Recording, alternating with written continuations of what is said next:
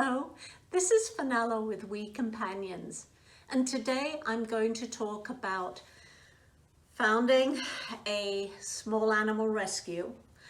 Our focus has always been guinea pigs, but we also rescue and adopt out other animals. We rescue rats, hamsters, mice, rabbits, and chinchillas. So during this talk, I'm going to try and keep things broad so it will be able to pertain to the small animals you want to rescue. But if I say guinea pigs, it's just because it's an automatic thing. I'd like to talk today about my insights, having founded a guinea pig rescue 22 years ago, essentially. And so what I'm sharing today are my experiences and my thoughts and my recommendations for someone new and enthusiastic who is wanting to start their own small animal or guinea pig rescue. I'd love to get some feedback. I would be happy to answer any questions that people have. And I will be referring to my notes because there's quite a lot of content to it. And I've thought quite a lot about this. So We Companions was established originally in 1998. We became a non-profit, a registered charity in 2003. This is 2021, and we've rescued over 16,000 animals. So that's a lot of experience that we can pull from to share about what has worked well and what perhaps could be improved upon. And if we had a chance to start it all over again, what would we do? So that's who we are. And to start with, I'd like, if you're a person who thought, hey, I want to start a guinea pig rescue because I love guinea pigs. Great. The guinea pig world needs you. But let's just step back a couple of steps and think about your true motivation for doing this. And do you really just adore guinea pigs so much that you want to fill your house with guinea pigs as pets? If that's what you want, that's fantastic to have a lot of guinea pigs as pets if you can take good care of them. It doesn't necessarily mean that you would want to start a rescue as such. That's a different thing altogether. So if you love guinea pigs and you want a lot, great. But starting a rescue involves perhaps a lot of potential heartache and a lot of financial outlay. So be sure about that, whether you just want to have a herd yourself and enjoy and love, or whether you want to go bigger and establish a rescue. I would recommend, before actually starting your own rescue, that you consider volunteering at a local shelter or a rescue. There are plenty of rescues that do rescue guinea pigs, and shelters too. If you live in an area where you have limited access, it may even be worthwhile contacting a well-established rescue within driving distance, or if you want to fly and combine it with a vacation, that's great. And ask if you could come and almost intern with a rescue or a shelter, so you can really see the everyday workings of running a rescue. If you go and volunteer at a shelter or rescue, you're going to be exposed to the everyday workings, the animals that are coming in, the process of adopting out, and what happens to those animals in between. And you will gain, hopefully with some good guidance, perhaps with a great exotic vet on staff, some good experience to help you decide, can I really go out on my own and do this? Or would I rather work under the umbrella of a shelter or a rescue? You can still use your expertise, with a small animal. And any shelter should be most appreciative of that because they all need help. But stepping out on your own is a big step. So get some experience first. That's my recommendation. And then if you feel that you're called to establish a rescue, there's something deeper inside of you that you want to create a bigger difference, or you have in mind a type of rescue or a sanctuary that you want to establish. Maybe it's just guinea pigs, maybe it's just hamsters or just rats, but you want to establish that yourself. Then by all means, prepare for that next step, but make sure that you are ready to do that. Be prepared for that obsession to become a 24/7 lifestyle, basically. And it certainly can take over house and home. So think on that. So if you've already decided that, yes, I want to go out and establish a small animal rescue, you can jump in with feet first, and you can want to do everything on earth. Rescue, adopt, sanctuary, do education classes. But what would help you is if you have goals for your own rescue before you do anything. Get together with your spouse, your partner, your fellow animal lovers that are going to assist you with this. If there are any, sit round the table and go over your goals for the rescue. Are you going to rescue guinea pigs or hamsters or everything? And then are you going to turn around and find new homes for them? Or are you going to rescue animals that will basically become sanctuary? Some people decide let the other shelters take in the adoptable animals and they'll turn around, they deal with the public and adopt them out. I want to be able to make a difference for those special animals that need specialized care. And that's a big difference between adoptables and sanctuary. It seems to me that if you're going to bring in a lot of animals with the hope of adopting out, it's going to become inevitable that you will end up with sanctuary animals, because animals will come in who, for whatever reason, whether it's medical or behavior, they will not be easy to place. And some medical conditions or the age of the animal, they just may naturally lend themselves to being sanctuary pets. So you're always going to have a little bit of space for those long-termers and those sanctuaries. But some people would like all of them to be in that criteria. So decide what you want. The adoptable ones, purely a sanctuary, or do you want to do both? Can you cope with having both?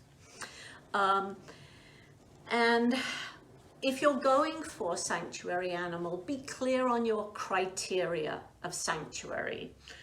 Is it an animal you just think is too old to be adopted out? Well, maybe there could be someone that will give a senior pet the most wonderful home.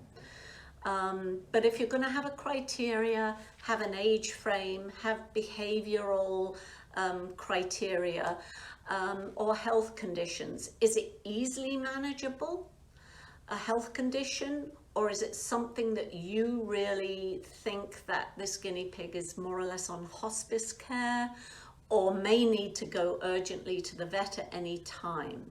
So that is something to also think. If you're going to have sanctuary animals, what is your criteria? And you need to stick to that. Otherwise you will fill up very quickly with animals. So also, where are you going to get the animals from? Some people have particular passions about animals from laboratories. They'll say they're the only ones they want to rescue. They'll take them in from laboratories. Some people will only take animals in from feedlots. Some people will only take them in from shelters, and that is in part because they may choose not to deal with previous owners or the public as such. How they obtain their animals doesn't entail a lot of negotiation with other people. It's more of a deal that's done, but you know you're rescuing those animals. Some people have issues dealing with the public. They don't feel comfortable doing it, and that's fine.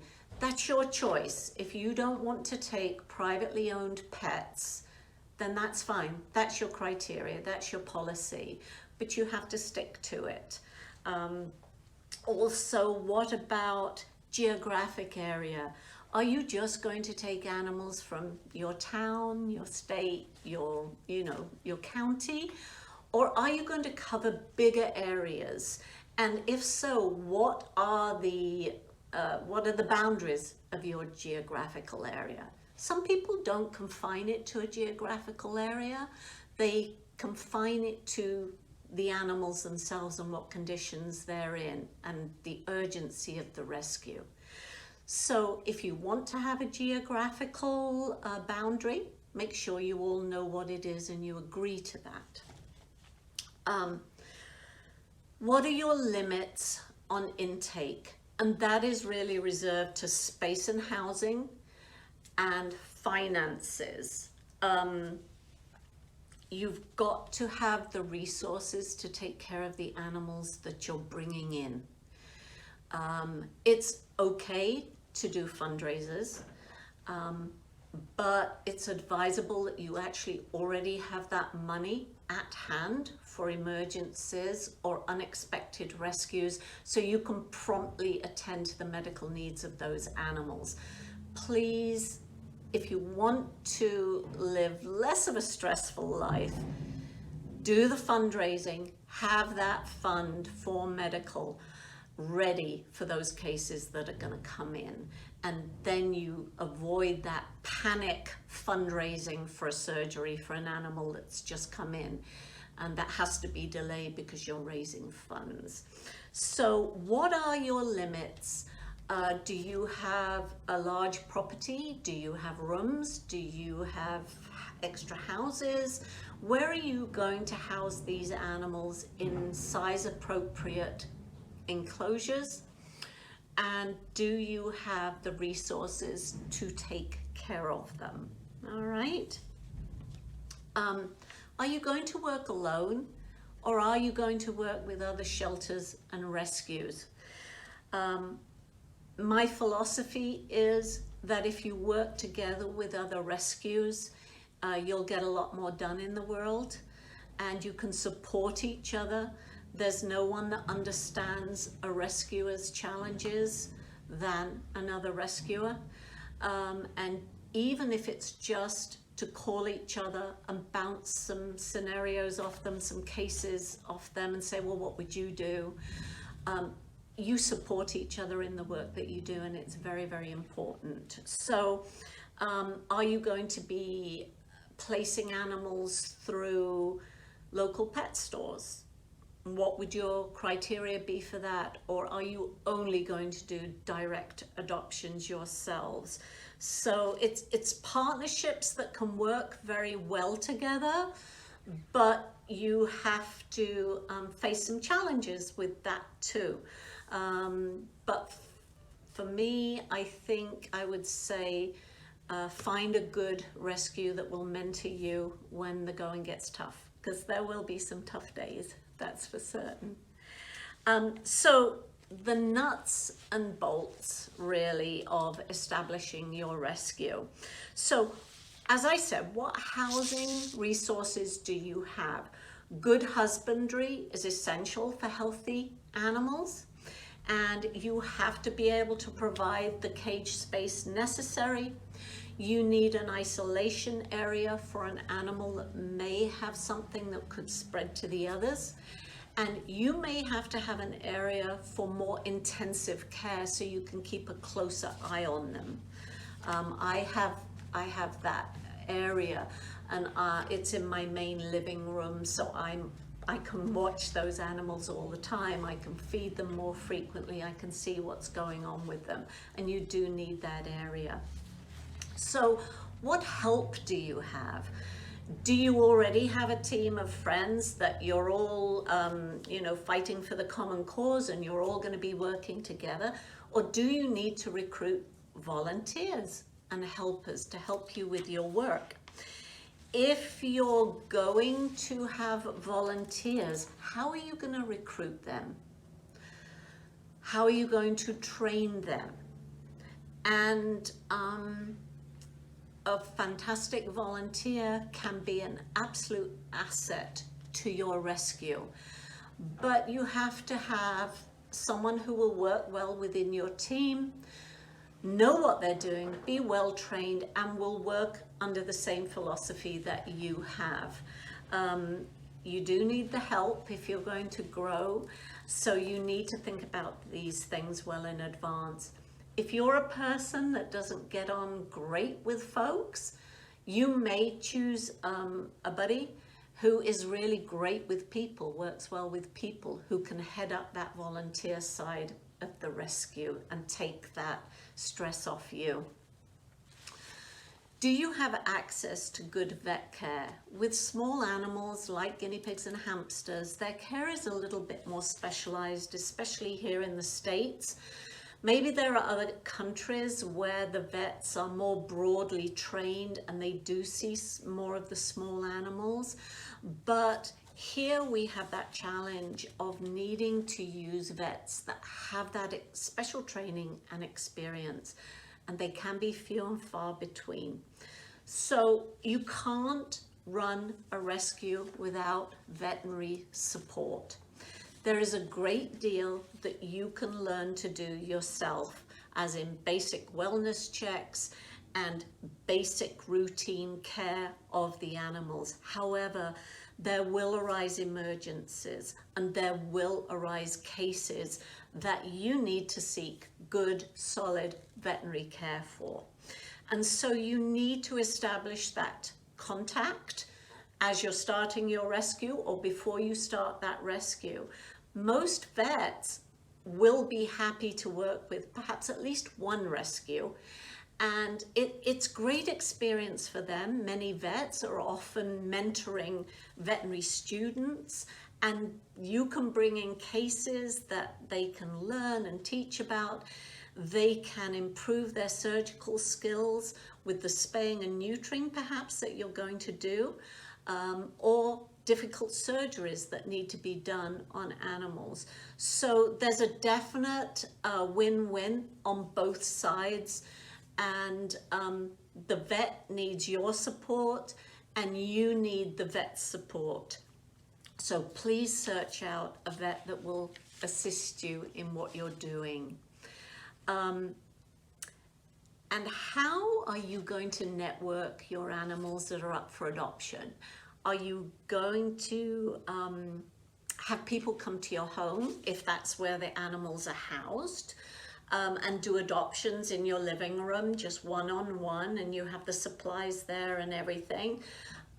Be sensitive to that, because maybe there's someone in your family that may not appreciate coming into your living room and seeing a family they don't know sitting on your couch. It can work just fine, but it can begin to wear on the family dynamics of your own family, that you begin to feel your home is no longer your own. And so be aware of that. And if that's a challenge, is there an area in your home that you can simply designate for adopters to come that is not part of your personal space? Is there a local pet store that has an area and agrees that you could meet there and do the adoption from their location? Think about that. Where are you going to do your adoptions and how? Weather will be a consideration. If it is outside, you may have the elements to contend with, whether that's hot sun or rain and cold. So you do need a consistent, safe area to do those adoptions. All right. So moving forward from that, so getting set up. Really in today's world, you're going to need a website. Even if it's a basic website, that's fine. You're starting small, hopefully anyway, so you don't get overwhelmed. So start small with a basic website. And if you can find someone who is internet savvy and can do this in a blink of an eye, fantastic. If you've got some great social media support, great. Personally, I find the younger people able to do this in a blink of an eye, and they're on top of all the new apps and the new fun stuff that you can use. So if you can find someone who is like that, they'll make a big difference actually to your rescue for getting the word out. Your website will show the animals that are up for adoption. It will share the process of adoption. People can go there and gather a lot of information before they contact you. So think about that. And if you're really at a loss about the technical side of things, the website and stuff, there are companies that will set up the website for you. And there are people that will support you with your social media. That will take a cost, probably. So do you have the resources to be able to fund that? All right. Think about advertising. How are you also going to get the word out? We do a lot on the internet these days, but you'll need business cards. You'll need cards advertising your business that maybe you can drop off at local veterinary offices, shelters, pet stores, or other areas that promote advertising for small businesses or small rescues. So you need good literature to be able to share that with people. You can also, if you're establishing a rescue, you can identify all the local veterinary offices in your town or county and send out a letter of introduction. Hello, my name is, and I'm establishing a rescue for small animals. This is our mission. This is what we do. You know, here are some cards, some business cards. And if you work with locations like that, you can get a lot of leads from them. So that does work. You can consider magazines, newspapers, and small neighborhood groups on social media for spreading the word about your cause. You do have to stay very on top of the social media because of the comments that can come up and the questions that can come up. You need to have someone that will monitor that constantly and be able to respond to it. If you want to become an established charity, or in the States it's a 501c3, there are particular steps to take, and this talk is not about how to do that. From whichever country you're watching this, there will be guides to help you establishing an official business or charity, and you need to follow those steps that are required. They will require some financial expenditure too, so that needs to be budgeted ahead of time. But I find in the long run, it is beneficial because people will feel more comfortable knowing you are a registered charity, and therefore you're monitored to a certain extent regarding the finances.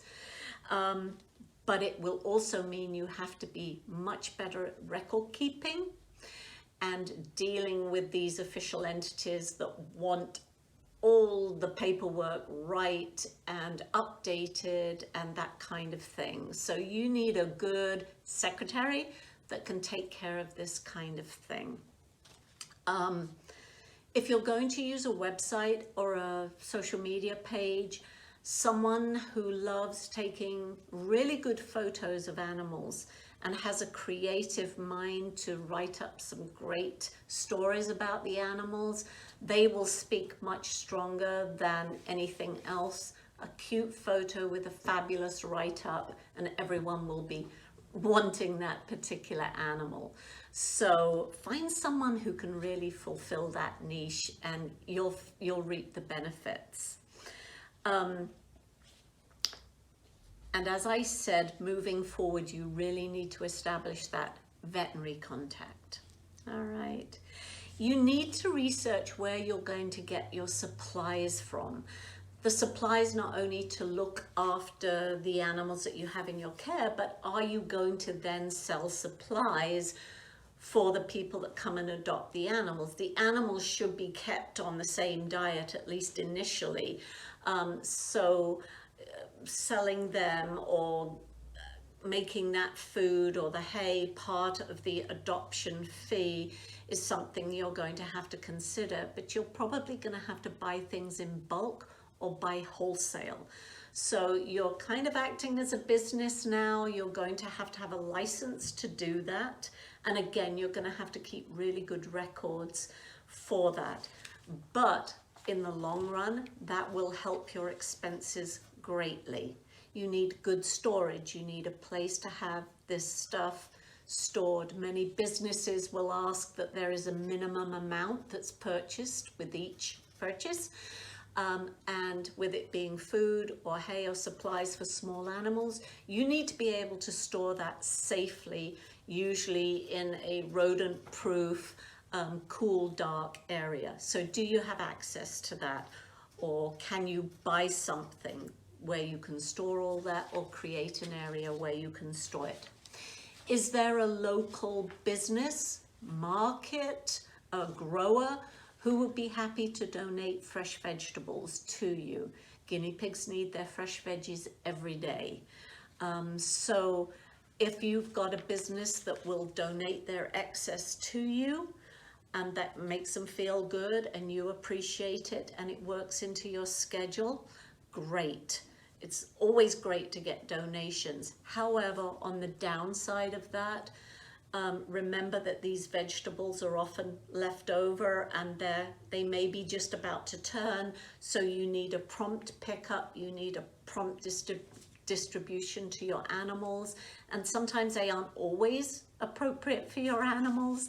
And so does this fit in with your schedule of being able to pick up and distribute the food? All right. And finally, I'd like to talk about some cautions for you, lessons learned. Keep your mission and your purpose clear and respect your limits. You must keep focused on your mission, because as you enter into the world of rescue, you will get absolutely bombarded with things. If you're asked to rescue a guinea pig, maybe that family that is going through that crisis also has a tortoise or a bird or a betta fish or something like that, and they'll say, please take all my animals. And you may not be equipped to take in those other animals, but you may have some good resources that you can contact, other rescues that says, oh, okay, I've got a tortoise in need, or I've got a bird in need, I have a fish in need. But don't take them in if you can't handle that, or you don't know anything about those species, because you may find that things start to get out of control and you're just overwhelming yourself. So keep mission focused. There is a line between rescue and just collection of animals, and a compassionate heart, a rescuer's heart, often has the inability to say no. I am full, I have enough animals to take care of. Your heart is open and you just hate to say no. but for the sake of the animals that you have rescued, you have to. Rescuers have an amazing ability to juggle things, but over the years, and if you want to maintain your standards, you have to keep focused, otherwise you will endanger your rescue by becoming overwhelmed and unfocused. Find good volunteers and work together as a team. You need good help. You need people who know the mission, know the work, know the animals, and can come in and do what's necessary, work well with you and your team, and just be a great team member. If you can do some team building and have some fun with your volunteers, that helps too. So it's not all business as such. That will help you move forward as a team. I've said it before, but please make sure your accounts can cover all your bills. You do not want to get so far into debt that you cannot make it up. You don't want to owe businesses things. You want to be able to pay your bills promptly. If you're buying supplies, you need to have that money to be able to pay it. There is a place for credit, but credit easily gets out of control. So please, if you know that you are not good with finances, then you need to get a partner who is good on finances and will direct you as to how the bank account is going. Finally, I would say, please remember that as you move into rescue work and get consumed by rescue work, it is vital that you nurture yourself, and that your volunteers do, and you encourage your volunteers to do that. And you lead, if you're heading up the rescue, if you're working yourself to death, your volunteers will feel bad coming to you to say, I need a break, or I'm going on vacation. They'll feel guilty. That's ridiculous.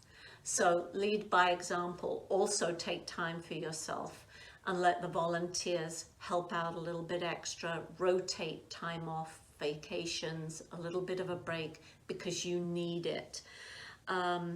Continue to do the activities that you have always loved.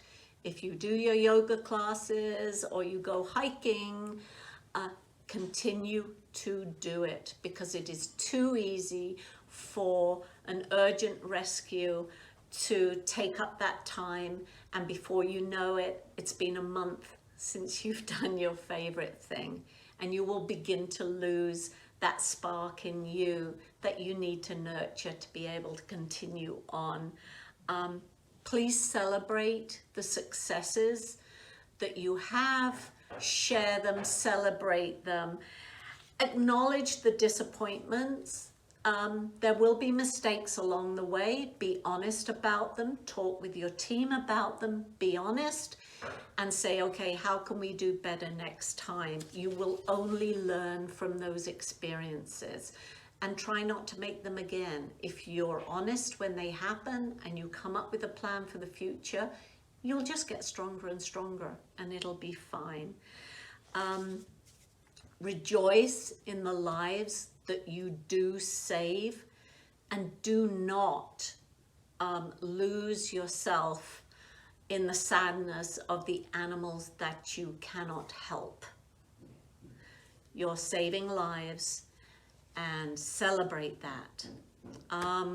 So if you're going to go ahead and start a small animal rescue, good luck to you. We need you. We need good folks, and cheers to you.